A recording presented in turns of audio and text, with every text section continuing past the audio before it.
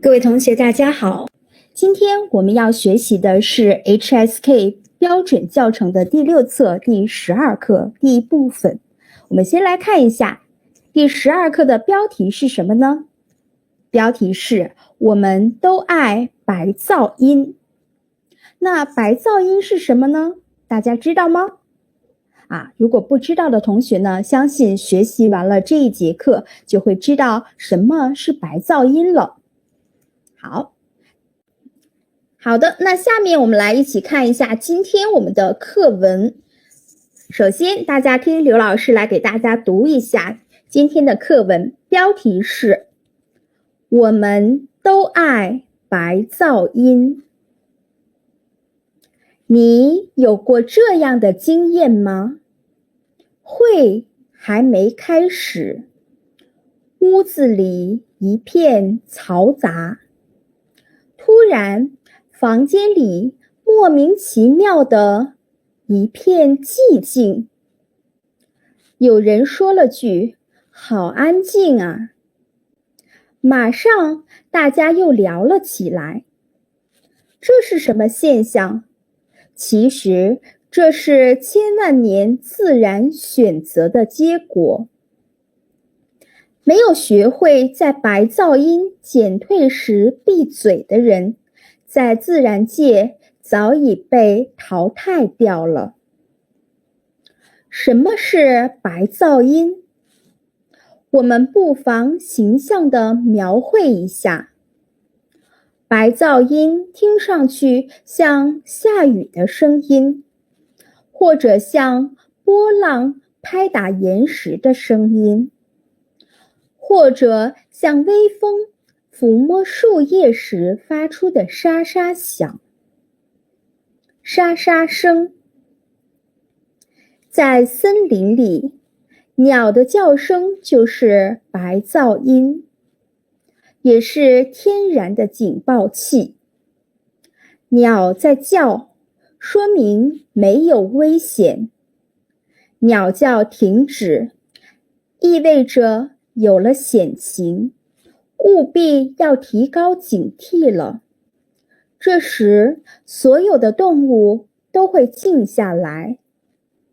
只有当鸟叫重新开始时，警报才会解除。好，那我们读完了这篇课文之后呢，我们大概就了解了什么是白噪音什么是白噪音。好，下面我们看一下这篇课文里面有一些生词需要我们去重点掌握。好，下面我每个生词来读2遍。白噪音，白噪音，嘈杂，嘈杂，莫名其妙，莫名其妙，淘汰，淘汰，不妨，不妨，描绘，描绘，波浪，波浪，岩石，岩石，抚摸，抚摸，务必，务必，警惕，警惕，解除，解除。好，那我们一起来看一下这些生词。第一个词跟我读白噪音。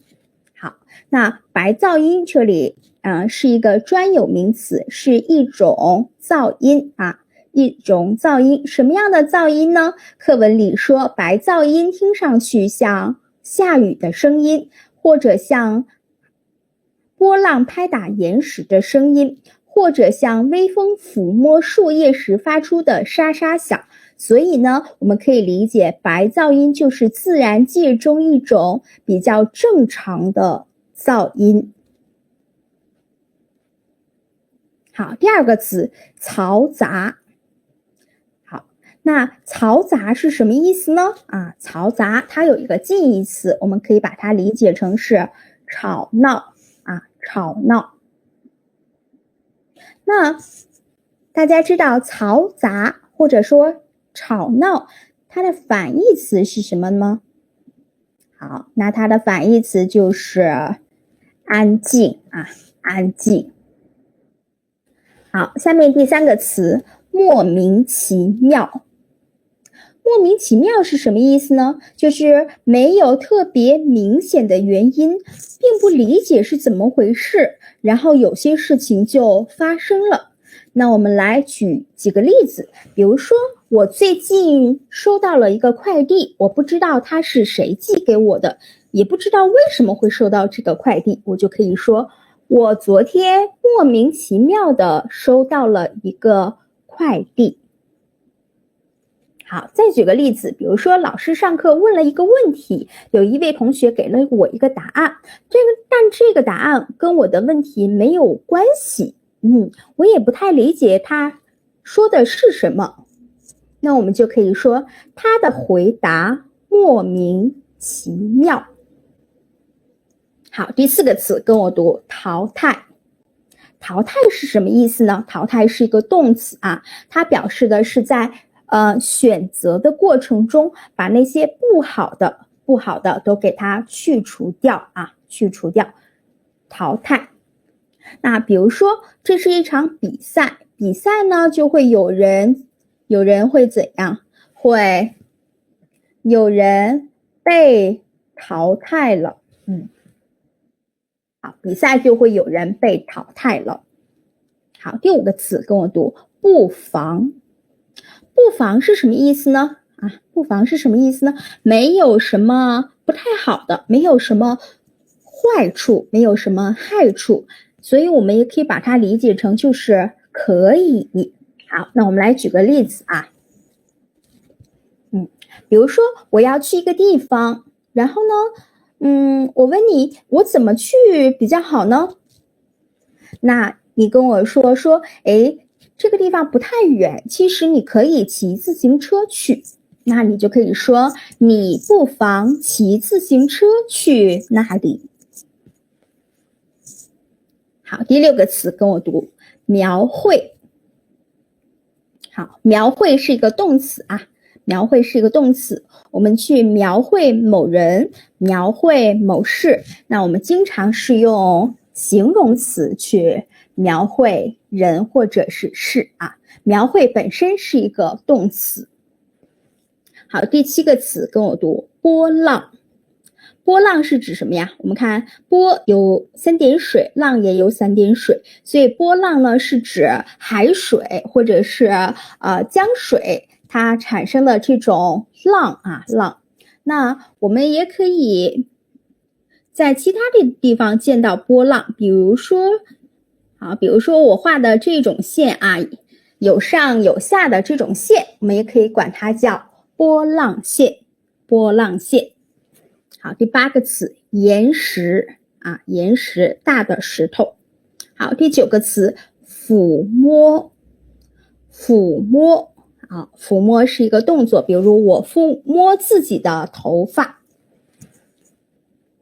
好，第10个词跟我读，务必。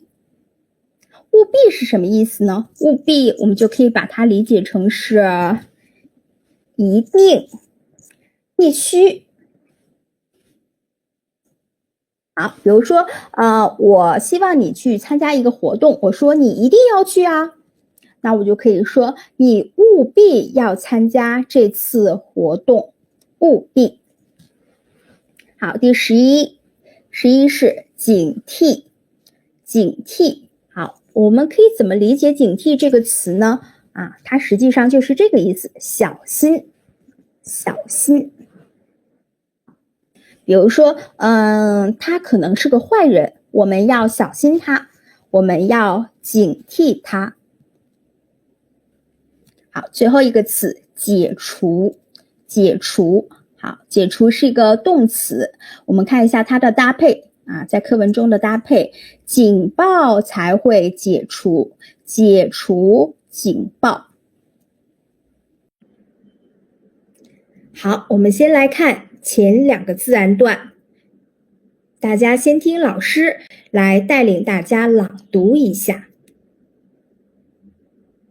其实，不论是鸟叫还是虫叫，都是寻求异性时不得已而采取的危险举动，因为叫声暴露了自己，很容易惹祸。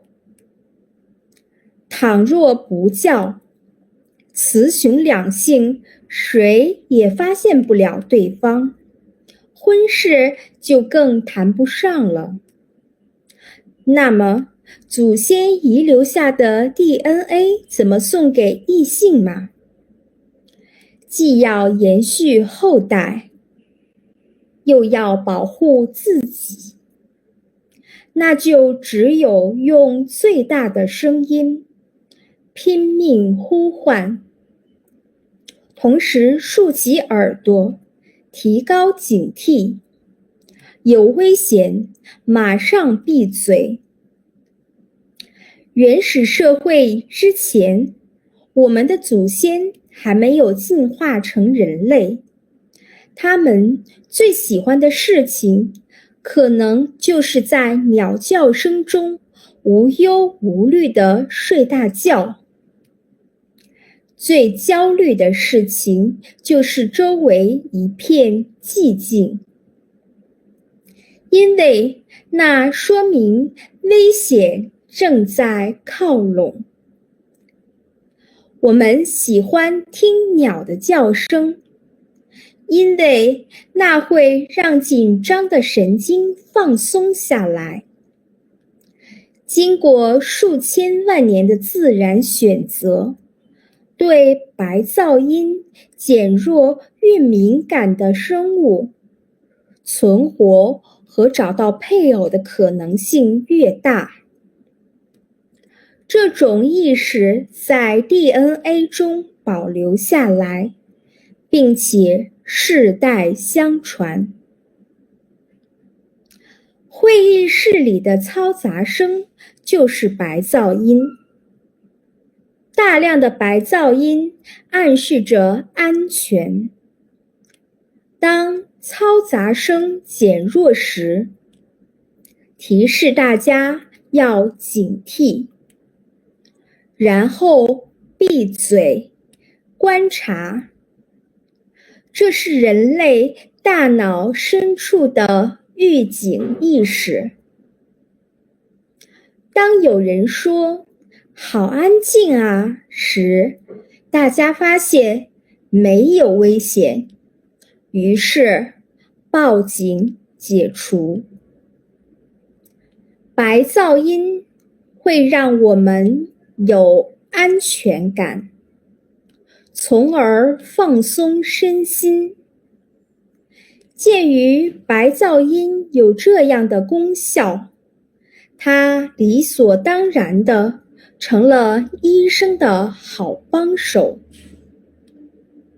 人们利用它对神经系统疾病患者进行辅助性治疗，成功地减轻了病人的症状，用它治愈了一些多动症患儿的精神集中能力障碍。受到环境噪音污染的人群，也可用白噪音帮助恢复工作效率。白噪音实际上是大自然给予我们的声音暗示，它清晰地对我们说：“嘿，你可以放松精神，不必焦虑了。”好，那我们读完这篇课文之后我们一起来看一看这篇课文里有哪些生词需要我们重点去学习和理解的呢？好，我们先来看第13个生词，不得已。不得已。好，不得已是什么意思呢？我们在上一节课已经接触过了，它有一个近义词有一个近义词是不得不。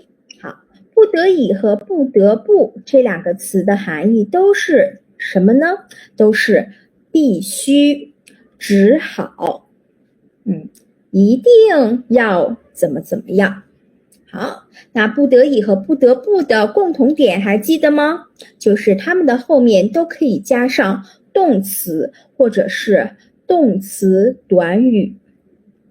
好，那我们来造几个句子，比如说，我平常骑自行车去上班，但是今天呢，我的自行车坏了，而且时间已经过去了很长时间，那怎么办呢？我不得已打车去上班。我不得已打车去上班。那这句话里的不得已可不可以换成不得不呢？可以的，可以说我不得不打车去上班。好，比如说我平常每天都要去上班，但是我今天有一个情况，我今天生病了，发烧了。那我只能在家里休息。那我们就可以造出这样一个句子：我生病了，不得已在家休息，或者是我生病了，不得不在家休息。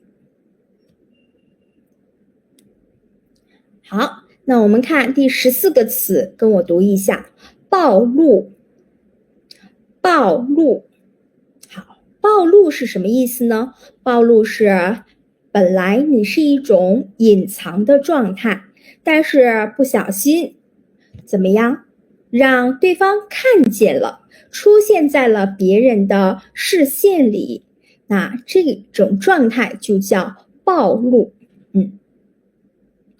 好，比如我们在看战争片的时候，常常会说他怎么样，敌人暴露了，好，下一个词跟我读，惹祸。好，这里的这个祸，我们也可以把它理解成是麻烦。所以惹祸在口语中也可以说惹麻烦。那比如说什么样的人经常容易惹祸惹麻烦呢？有一些小孩子，尤其是小男孩，非常淘气的小男孩，经常会惹祸或者说惹麻烦。那他们回到家里跟自己的爸爸妈妈就会说，怎么说呢？我给你惹麻烦了，或者说我给你惹祸了，都是可以的。好，下面我们看一下第16个词，跟我读雌雄。好，我们看这两个字长得很像，它们两个字的右半边都是一样的，而左半边是不一样的，那说明这两个字之间是有关联的。好，雌还可以说雌性。它指的是什么呢？它指的是比如说人类，我们就可以说是女。如果是动物呢，我们就可以说是母。好，雄性跟雌性是比如说人类，我们就可以说是男的。动物我们就可以说是公的。所以呢，雌雄它是指动物的性别，我们也可以把它说成是男女或者是公母。好，我们看一下下面一个词，第17个词，祖先，祖先。好，我们人类都有自己的祖先啊，比如说爷爷，爷爷还有爸爸，还有爷爷啊，爷爷的爷爷还有爸爸、爷爷，那这些都是我们的祖先。好，第18个词，遗留，遗留。好，遗留这个词，它重点是在留这个字，就是把一些东西，或者是把一些精神、一些文化，怎么样传给、遗留、留下给自己的后代啊。祖先遗留文化、传统、精神、物品给后代。好，第19个词，妈，妈。好，我们注意，它是一个语气词，它是轻声的妈。那这个妈和我们平常用的这个口码的这个妈含义是一样的吗？不一样啊，不一样。好，这个妈，一个口，右面是一个麻烦的麻。这个妈它一般是表示什么样的一种语气呢？啊，它一般表示的是一种原因是很显然的，原因是大家都看得到的，这个情况下我还要把它说出来，就会用一个句子后面加上这个妈字。好，比如说我们看到一件衣服，衣服上都会有价钱。好，看到这个价钱之后，我就会说这件衣服很贵吗？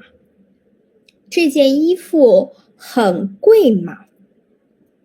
好，比如这篇课文中我们说到的白噪音是非常有用的，那它已经是一个大家知道的一个事实了，它是非常显然的，那我们就可以说白噪音非常有用嘛。好，第20个词跟我读，延续，延续。好，延续，大家看到续字是不是想到了继续、持续哈？延续就是一直持续下去，一直继续下去。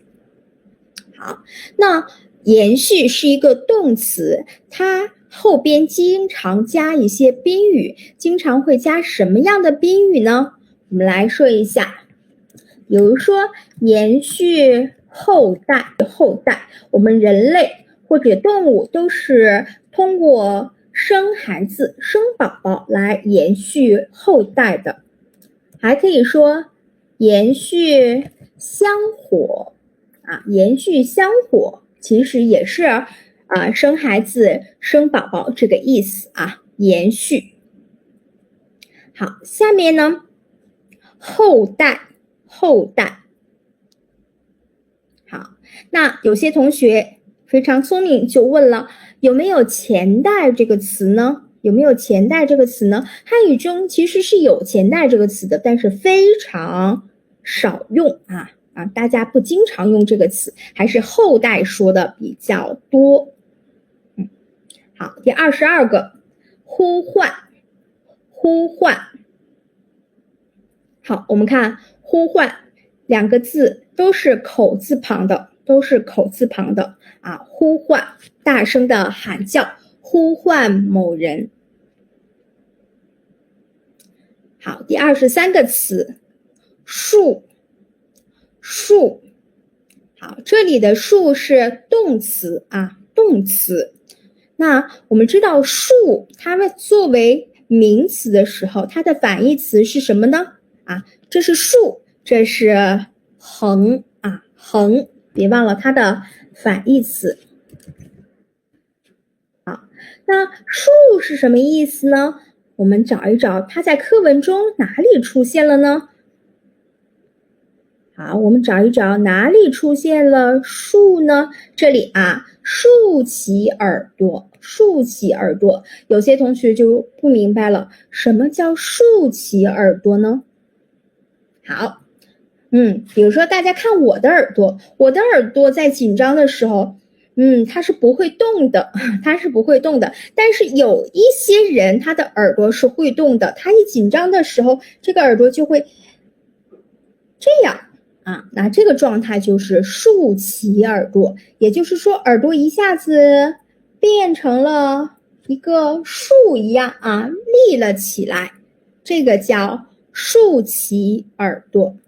好，那我们还有什么东西是可以竖起来呢？比如说这有一支笔，我可以把它横着放，我也可以把它竖起来，竖起来。好，第24个词，原始，原始。好，原始这个词经常会跟哪一个词连在一起用呢？社会原始社会我们现在距离原始社会已经非常久远了。好，下一个词，进化，进化。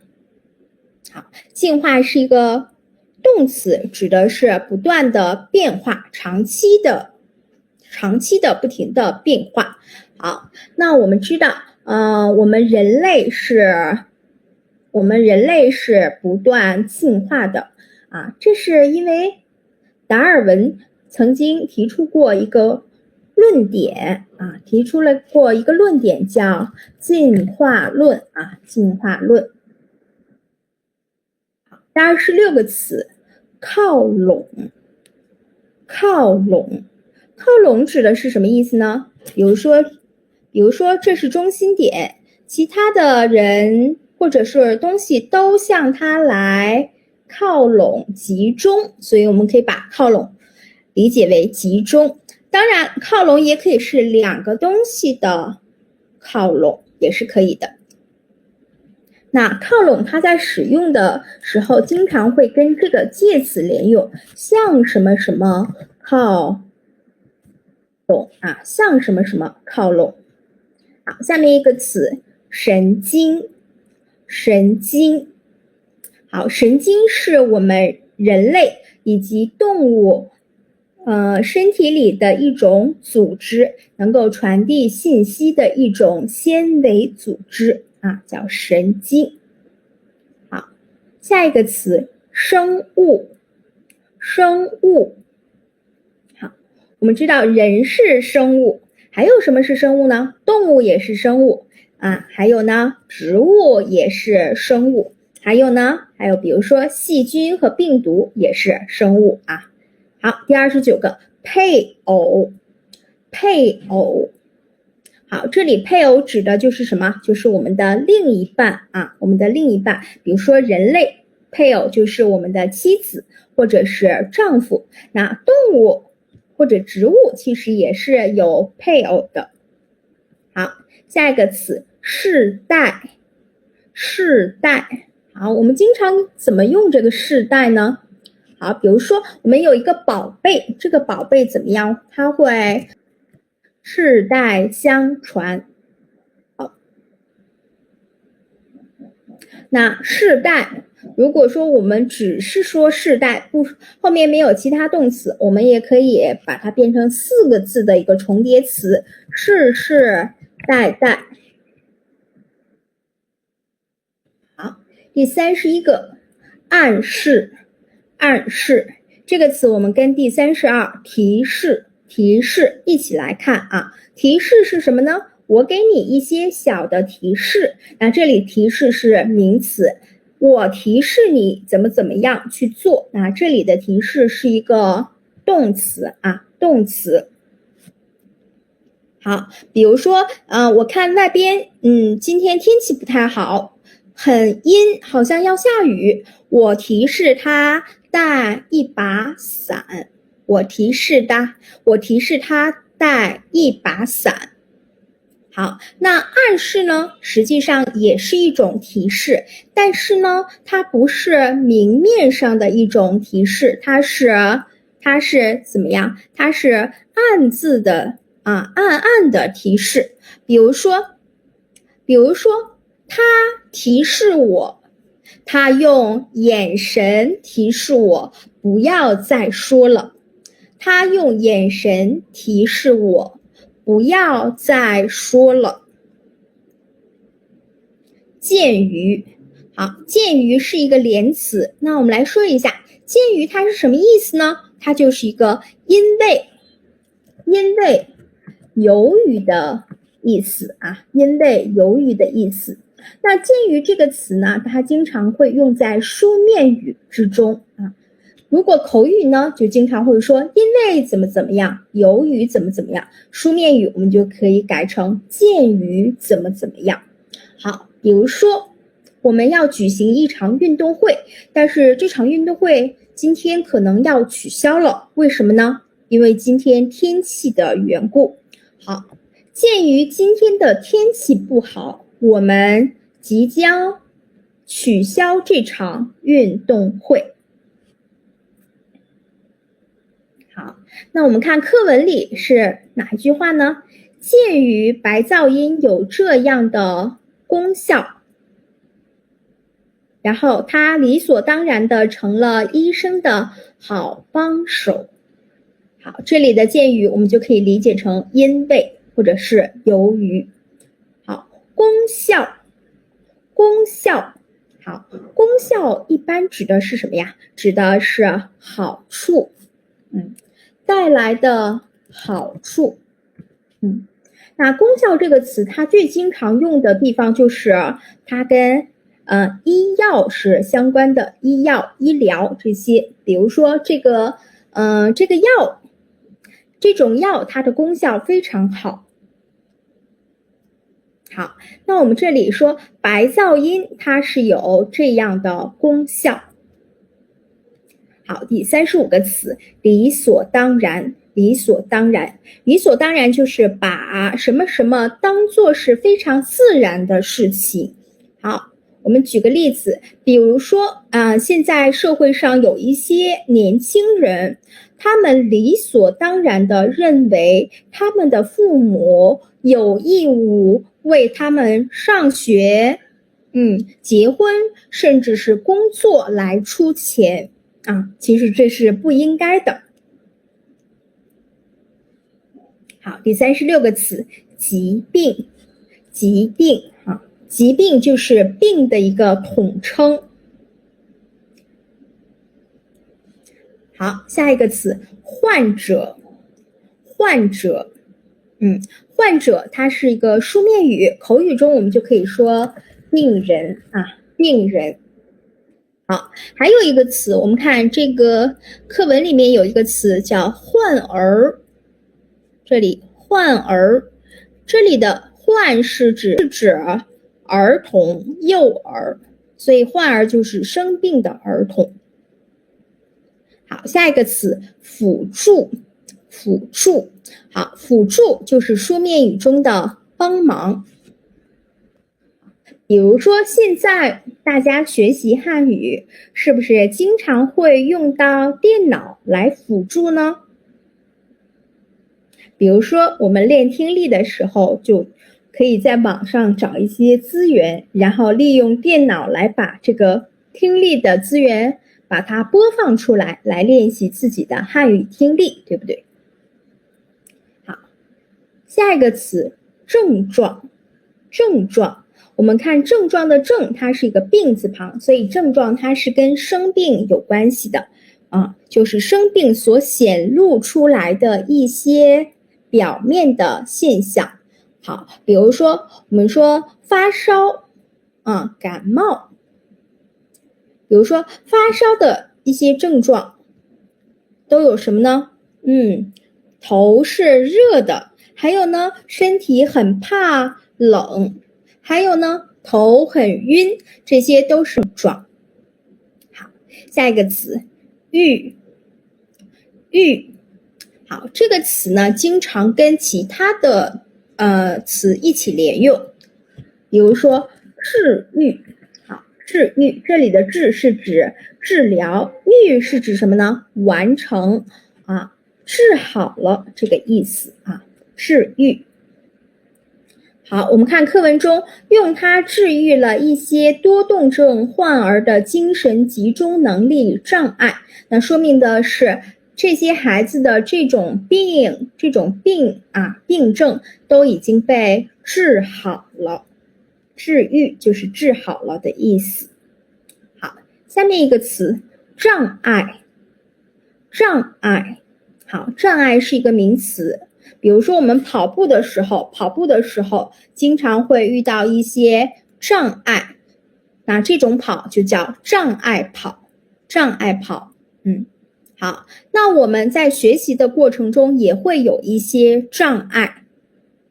比如说什么呢？比如说我学习汉语，但是呢，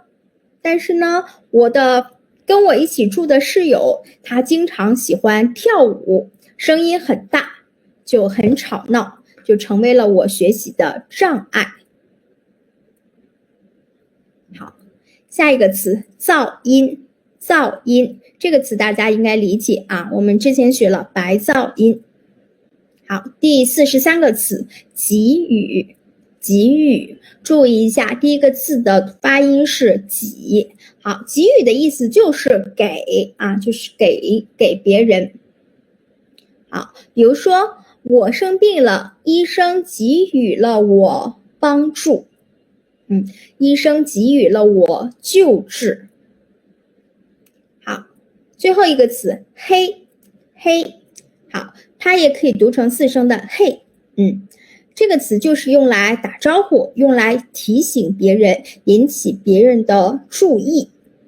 好，那我们把这些生词都给大家讲解了之后呢，大家是不是对这篇课文就更能够理解了呢？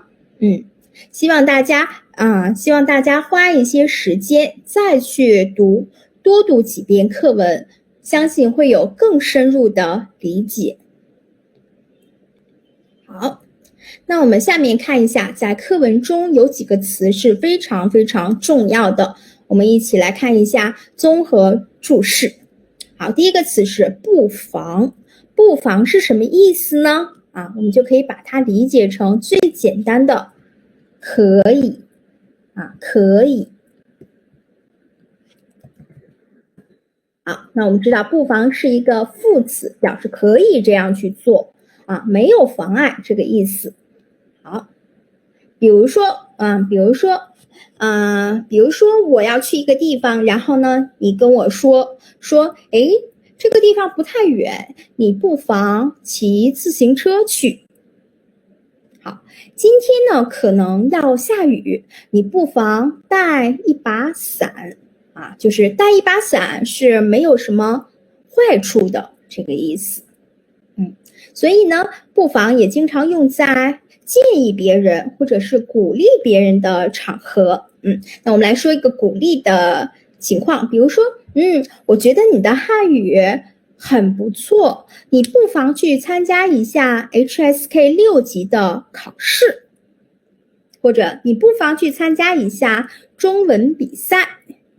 好，这个就是鼓励的情况好，那我们看一下下边有几个例句。第一个例句，有什么意见你不妨直说这里的不妨就可以换成可以，你可以直说。你直说是没有关系的这个意思。好，第二个，什么是白噪音？我们不妨形象的描绘一下这里的不妨也是可以换成可以我们可以形象的描绘一下。好，第三个，改变人们的传统观念可能不容易，但我们不妨试一试。这里不妨指的是可以试一试，试一试是没有什么坏处的这个意思好，那我们下面看一下这篇课文中有一个词是非常非常重要的，这个词就是务必。务必，好，务必它的词性是副词啊，副词。刚才我们说过它的意思，它的意思是一定要怎么怎么样，必须要怎么怎么样，实际上是表示一种坚决的态度，坚决的态度。那在务必的后面可以加什么样的词呢？是可以加动词还可以加动词短语。好，我们来看几个例子。第一个例子，鸟叫停止，意味着有了险情，务必要提高警惕了。就是一定要提高警惕，必须要提高警惕。好，第二个例子，50岁以上的人容易骨折，因此进行跳跃或其他剧烈活动时务必注意了。好，务必注意，必须注意，一定这个意思。第三个例句，海带凉拌菜做法超级简单，不过务必将海带多泡些时间，不然不易消化。这里的务必也是一定必须这个意思。那我们发现务必它在使用的时候，它的后面有的时候会跟一个要有的时候又没有这个要，这个有没有这个要都是可以的都是可以的。好，下边看一个重点的词叫鉴于。刚才我说到了鉴于的同义词、近义词是什么呢？是因为或者是由于。好，鉴于它更多的是书面语，它是一个连词，表示的是考虑到或者是觉察到了什么什么，所以要怎么怎么样。所以它经常是用在因果关系的复句里面因果关系的复句里面。好，它一般是书面语口语体经常会用因为由于。好，我们来看几个句子。第一个，鉴于农村教师严重缺乏，他决定大学毕业以后到农村去当老师那这个鉴于就是由于因为的意思。第二个句子，鉴于白噪音有这样的功效，他理所当然的成为了医生的好帮手。好，这个也是可以换成因为由于的。第三个，鉴于中国的娱乐片起步较晚，创作人员在把握观众心理、掌握特定技巧等方面尚有欠缺，这样的研讨会无疑给创作者提供了极大的帮助这里鉴于引导了一个行为的依据、理由或者说原因。好，我们下面来看一组词语，做一下词语的辨析。好，第一个词是不得已，不得已。第二个词是不得不，不得不。我们看这两个词，前面两个字都是一样的，不得，后面是一个是已，一个是不。好，那不得已和不得不，它们两个词很像，它们有共同点，也有不同点。我们先来看一下它们之间的共同点吧。好，它们之间的共同点，它们的在含义上都是表示什么意思呢？表示的是没有办法，没有办法，不能不这样做，或者说只能这样做只能这样做。好，那我们来看这个例子，说半路上车坏了，我们不得已又回来了，也可以说我们不得不又回来了。好，那我们看不得已和不得不后面的这个词回来，它是一个什么呀？它是一个动词所以不得已和不得不它们后面都可以加上动词，都可以用来修饰动词，这个是这两个词语的一个共同点。好，我们一起来看一下不同点吧。不同点第一个就是不得已，它是可以去修饰名词的，它可以来做名词的定语就是不得已的什么什么。比如说这个例子，这也是不得已的办法，你试试吧。名词是办法，不得已的办法啊，不得已做了办法的一个定语。好，那不得不有没有这种用法呢？它是没有这种用法的，它不能做名词的定语。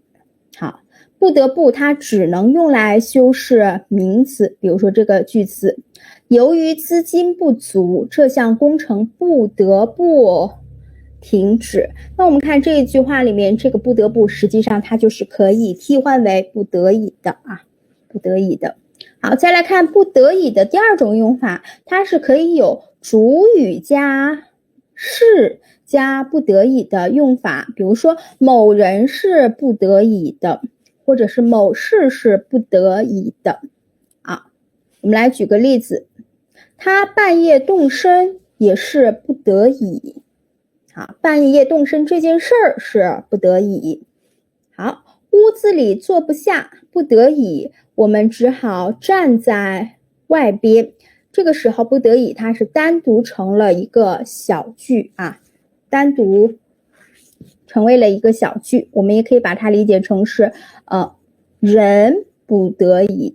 那不得不是没有这个用法的。第三点，不得已的它是可以放在由于和出于或者因为的后面，因为的后面啊，由于不得已怎么怎么样，出于不得已怎么怎么样，因为不得已怎么怎么样。比如说这个句子，出于不得已，我只好把孩子放在亲戚家。那不得不有没有这个用法呢？没有啊，没有，不能说出于不得不，由于不得不，这个是不可以的。好，那我们这张图表非常清晰的说明了不得已和不得不的用法，大家来理解一下。那理解之后呢，我们通过几个练习来检验一下大家的理解的程度。好，第一个句子，实在是什么什么，我把房子卖了。好，实在是不得已还是实在是不得不呢？我们说刚才说了，说是什么是不得已，这个是的后面只能放的是不得已啊，不能放不得不。所以第一个只能用不得已。好，第二个，父亲去世以后，他什么放弃学业，出去打工。那我们看横线的后面，放弃，放弃是一个什么词呢？它是一个动词啊。那我们说后边是动词，那前边可以用不得已还是不得不呢？哪一个是可以呢？实际上两个都是可以的啊。不得已，他不得已放弃学业，他不得不放弃学业，这两个都是可以的。好，再看一下第三个句子，这是什么什么的措施。